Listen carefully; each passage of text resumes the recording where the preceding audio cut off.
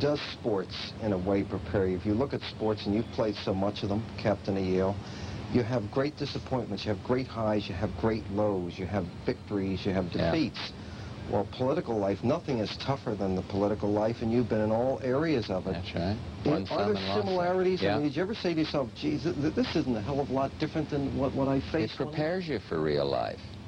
It teaches you a lot about the real life, real living. It teaches you to pick yourself up and get back in the game, kind of thing. It teaches you when you make an error to try to overcome it. Politics is this. There's a great. You're right. There's a great similarity in terms of competitive sports or other sports, not so competitive sports, and politics in that sense. There's a feeling of I'm not going to let this get me down. I can do better. We get good teamwork here. I got good team people supporting me. There's plenty of that. There's the same physical feeling of adrenaline or lack thereof or whatever it is. No, there's a great analogy, and sports help prepare me for the rough and tumble of the political arena.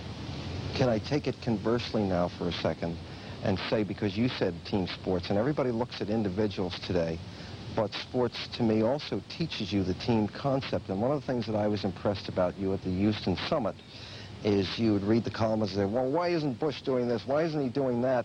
Without realizing that you have to get a group of people from all over the world together and get them to cooperate at a very difficult time. And I wonder if you could talk a little bit about that, because in sports, you can be a leader and a clutch hitter, but also, on the other hand, you've got to be a team player. You're not going to play. Well, I think that's true, and I think, again, there's the same analogy. When Nolan Ryan pitches a no-hitter, what does he do? He congratulates his teammates. He thanks those with whom he is working, and he still obviously leads at that moment by his own star performance. Similarly, when you're working with allies, you have to work cooperatively. You have to bring people along. You have to lead in that sense. I was the captain of our baseball team that got to the national finals. We got dusted in the finals by Cal one year and Southern Cal the next, but I was the captain of the team. I wasn't the best player by far, but I think I knew how to work with people and try to bring out the best in them. And if that works, the team does well. Similarly here, I'm not the most knowledgeable on the details of the Treasury or the State Department, but we've got a good team, and I enjoy working with them just as I would be on a baseball team.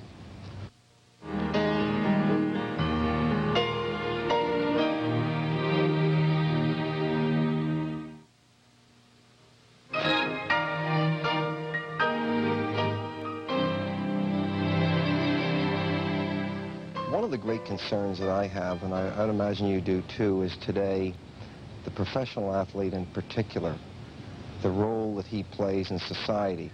For years, when you and I were growing up, whether it was Joe DiMaggio or Jackie Robinson or Willie Mays, great players, they were players I was a kid that I really wanted to emulate.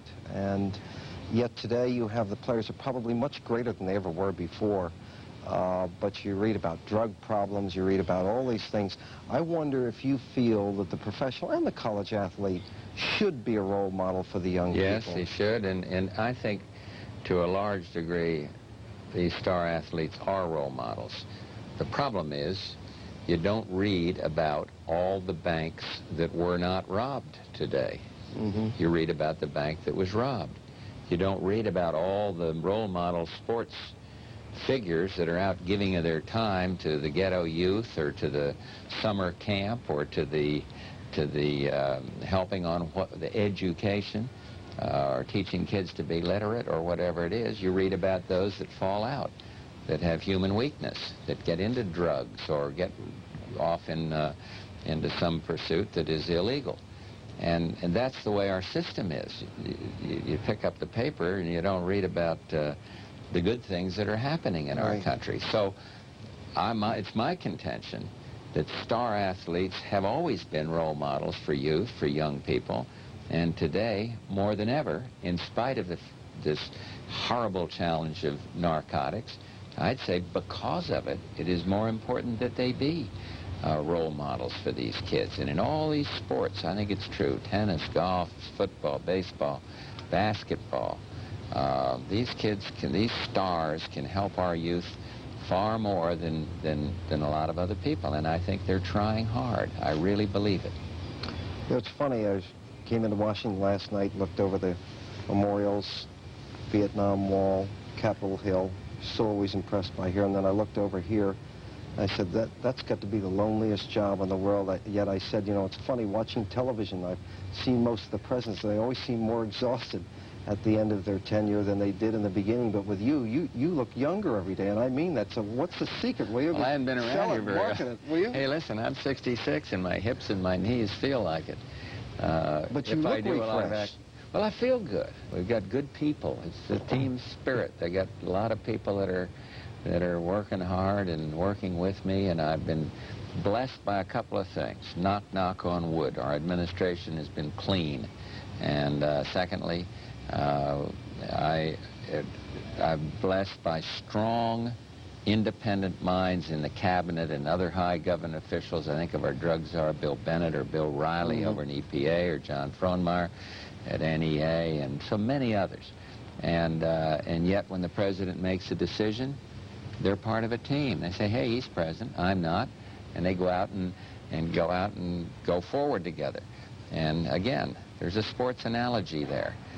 Perhaps in this one, the president is the coach, and the rest of the team are the star players. They better stay in shape, yeah, well, they better stay in shape, and they better march to when the coach says play number, 9A to the left or whatever, and the president says, this is our position.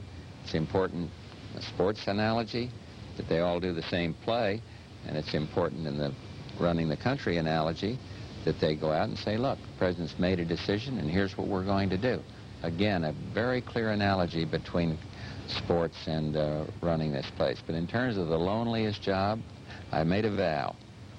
Upton, I made a vow that I would never complain about that, and that I would never ask for pity about being President of the United States, because I don't look at the job that way, and I don't think that, I think I'm the luckiest person in this country to head our government at this time in our history, and every once in a while there's some tough problems come in there, a lot of times, but you got good people helping me figure it out, and it gets right back to what my mother used to tell me when I'd strike out, come home sulking, throw the bat, throw the tennis racket, use a profanity when I shanked one off the, with a 5-iron.